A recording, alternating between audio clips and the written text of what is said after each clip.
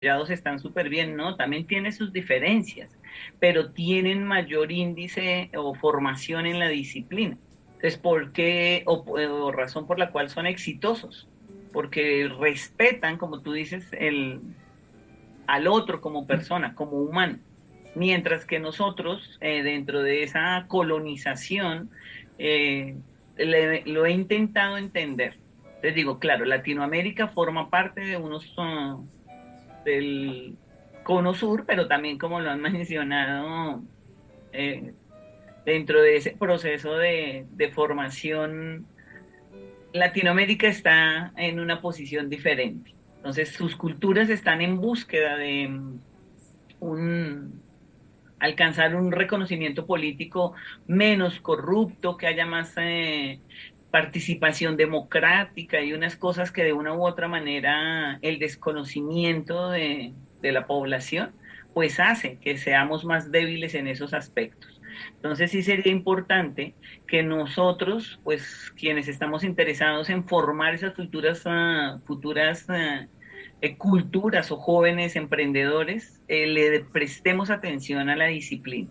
Esa disciplina, como decíamos, no necesita ser obligada, sino entendida.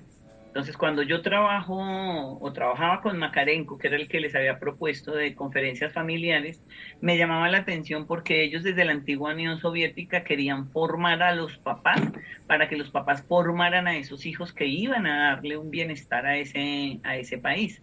Entonces, en ese orden, nosotros obviamos que los hijos se tienen es con algún sentido y nos quedamos, por ejemplo, con Latinoamérica, que en la medida que había más mano de obra de hijos, porque éramos ahí sí agricultores, entonces se necesitaba quien ayudara y por eso se tenían más hijos en parte. Cuando ya se van cambiando unas políticas y se va dando un sentido, los hijos ya empiezan a tener otra connotación, pero aún seguimos pensando que, que los hijos son fruto de un amor y donde aún el 90% de los hijos en nuestro querido país sigue siendo por un deseo sexual, no planificados, no mirando cómo están económicamente los hogares y cómo podemos, ahí sí dentro de la disciplina, formar esos hijos, eh, a qué colegios, en qué escuelas, cómo los llevaríamos, que es lo que no tenemos a veces esa capacidad de reflexionar para poder tomar decisiones con respecto a lo que se está viviendo. Estamos, claro, en una crisis política además, por lo que se acercan también las votaciones el próximo año, entonces hay inconformidades de una u otra forma y qué rico que se puedan, los jóvenes que logren comprender que en la medida que se va, pues, venciendo con unas ignorancias o desconocimientos, el país va a estar mejor y cada país, porque acuérdense en que no todos, a veces generalizamos y ahí, a pesar de las dificultades de educación y demás, se debe mirar es en lo global, cómo nosotros como humanos podemos estar cada vez mejor y ahí es donde la educación es súper importante, como lo hablaba también, se me fue el nombre ahorita, Maturana, Humberto Maturana, que él hacía un énfasis sobre la educación y educar para la ciudadanía. Y yo me acuerdo cuando estudiaba que nos daban física, cívica, y cívica era para aprender a cómo comportarse uno fuera de conocer los partidos o todo lo que es la legislación que acompañaba a mi país. Entonces, de una u otra manera, siento que nosotros solamente estamos dando información, pero no analizando esa información. ¿Para qué nos sirve saber? Y en la medida que sabemos para qué, pues podemos transformar. Y una de las recomendaciones siempre es trate de ser usted, de reflexionarse desde usted, porque de una u otra manera, en la medida que usted se potencializa, aporta y transforma los espacios en los cuales está. Si para usted es importante la disciplina, tenga la seguridad que usted cambiaría la forma de pensar de las personas también, porque el ejemplo siempre arrastra, dicen los abuelos, padre. Así es, mis queridos radio, escucha y televidentes del mundo entero. El ejemplo arrastra. Así es como nosotros nos convertimos en misioneros, en predicadores de las culturas. Nuestro comportamiento es el mejor ejemplo para poder cambiar el mundo. ¿Cómo cambio yo la humanidad? ¿Cómo cambio yo a mis hijos? ¿Cómo cambio yo a mi comunidad? Cambiando yo, comportándome, siendo atento, siendo respetuoso, valorando todos los temas de cada persona, respetando el tiempo de los demás, respetando las amistades de mi compañero, de mi cónyuge, no metiéndome tanto en los problemas de querer saber qué hace la otra persona en la vida íntima. Si yo respeto al otro, tengo derecho a que se me respete. Y ahí es donde volvemos entonces a hacer la reflexión del ser en el hacer, en la cultura universal. En la cultura nuestra, por ejemplo, doctora, en nuestro país bello Colombia, tenemos diferentes puntos que tratar, porque como usted decía al inicio del programa, somos un país bastante grande, subdesarrollado, pero somos muy inteligentes. Somos un país muy alegres, muy dicharacheros, muy diversos en muchas cosas, pero en diferentes sitios de nuestro país tenemos diferentes modismos, diferentes palabras, diferentes modos de actuar, no de pensar, sino de actuar. Y ahí es donde a veces nosotros, en la parte aquí interior de Cundinamarca, como que, por dar un ejemplo, no queremos como mucho la cultura costeña de las personas de la costa. ¿Por qué? Porque no sabemos respetar la manera como son ellos, muy alegres, y por ser muy alegres a veces son muy explosivos y hacen mucho ruido. Entonces, y allá también, vamos nosotros y dicen, uy, soy cachaco, son cachacos, no los queremos. ¿Pero por qué? Porque no somos solidarios y tolerantes. El padre me hace acordar de mi pareja es costeña, de la costa de Barranquilla, y él comenta eso, que allá en todo aquel que hable diferente es cachaco. Entonces no es solamente el interior. Y algo de pronto sí de resaltar es lo que nosotros al menos como programa queremos hacer de esas reflexiones del ser en el hacer, es cómo aprendemos a respetar esas diferencias. Hay un autor que lo mencioné en un momento, Orlando Falsborda. Él es un investigador, o era un investigador de la costa atlántica, fue uno de los pioneros de la investigación acción participativa aquí en mi país, y antes de fallecer, invitaba a través de la Universidad Nacional de Colombia charlas y conferencias, pero qué curioso que él era sociólogo, pero nos empezó a invitar a los psicólogos y acudía a la universidad a hablar sobre el rol del psicólogo en los ámbitos o en los ambientes académicos o sociales. Y él me dejó algo de enseñanza, fue con las culturas, somos multipluriculturales.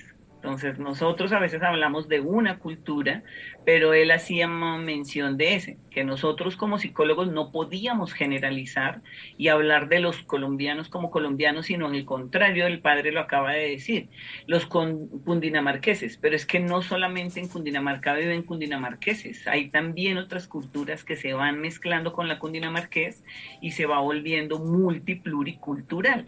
Entonces en ese orden, ahí sí el homogenizar es un poquito difícil y siento que es donde nosotros deberíamos empezar a trabajar esas diferencias, es aprendamos a respetar al otro, porque por ejemplo una de las cosas, padre, yo fui a Barranquilla el año pasado, ya he ido 2 ocasiones y dicen que la gente más floja son los barranquilleros, pero yo pasaba y veía a la gente cómo trabajaba de chévere y se veían los resultados. En cambio aquí uno mira una obra y dura meses y meses y meses y nada.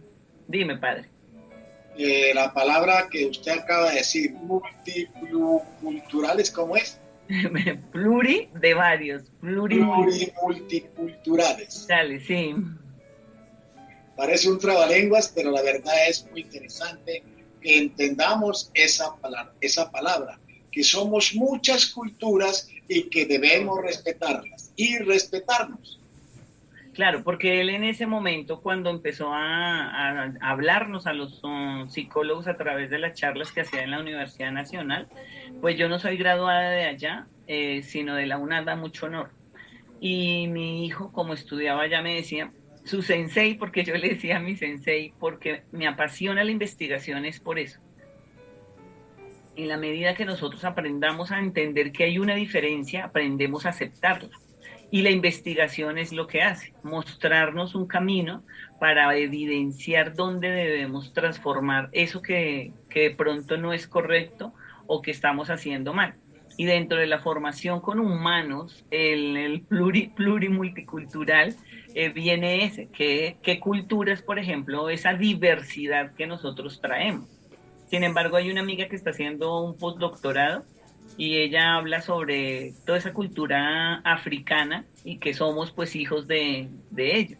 Entonces ahí siento que con lo que se está dando del COVID y estas reestructuraciones de los currículos que nos va a tocar ajustarnos, estuve en el foro, en el tercer foro de educación, donde hablaban también de la educación superior y cómo se hace esa transición, valga la redundancia, de transición cuando se trabaja kinder, pre-kinder, transición, luego que haya una como línea para que sea la media, que es donde sería de primero de primaria a noveno, que se le vaya dando como esas razones de acuerdo a las temáticas y marcos, donde se pide que por favor hayan conocimientos, pero que ahora con lo de la educación 2030 y lo del foro también que les estaba comentando, lo que piden es formemos para la vida.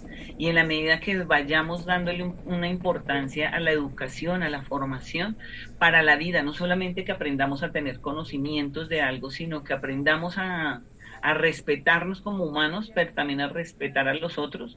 Y ahí se da toda una connotación de lo que hablamos con el libro del Principito cuando lo trabajamos. Entonces es que en cada uno de nuestros seres, de ese ser interior, podamos gozarnos con esas experiencias de vida que cada uno tiene, porque a veces no valoramos ni respetamos lo que tenemos y de ese deseo de ser otros nos coarta la posibilidad de ser felices. Y el padre lo decía ahorita, hicieron una investigación de que Colombia es uno de los países más felices. Yo decía, con todo el respeto que le tengo a las encuestas, yo decía, pues si van a un carnaval, pues la gente va a estar feliz, pero si van a otros sitios van a darse en cuenta las diferencias que hay.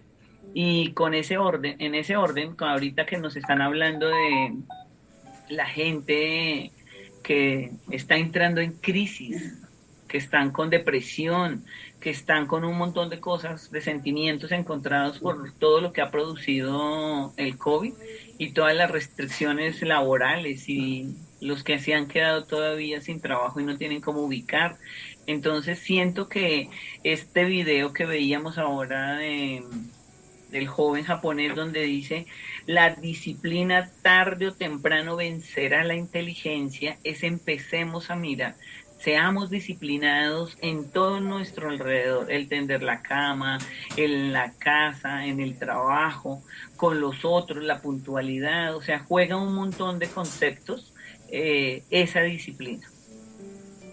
Doctora, a mí sí me gustaría solicitarle a la doctora Jacqueline Prieto y a toda la comunidad que está entrando por las páginas que veamos de nuevo el video. Es muy importante, ya que en nuestro país, Colombia, tenemos muy poca disciplina y yo quiero tocar un punto ahora que pase el video con referente a la educación, a la disciplina en la educación.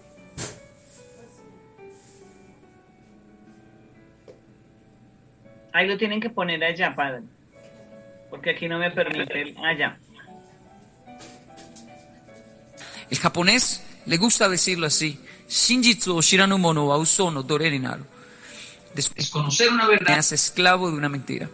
No se imagina la cantidad de mitos y mentiras que el latinoamericano tiene sobre un país llamado Japón Y ese es mi trabajo en Latinoamérica. Acabar, desmantelar con esos mitos que bloquean la mentalidad